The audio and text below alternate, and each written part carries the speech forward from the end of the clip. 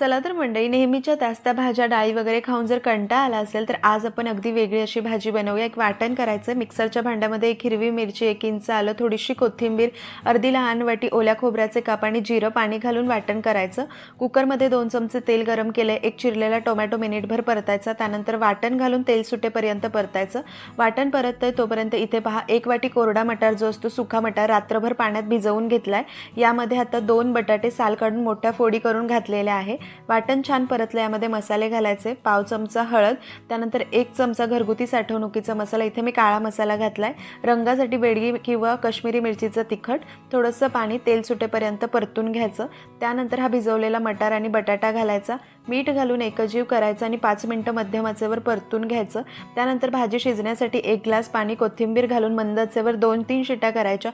मस्त लफतफीत अशी सुका मटार आणि बटाट्याची पुरी सोबत खाण्यासाठी भाजी तयार होते। नक्की बनवा।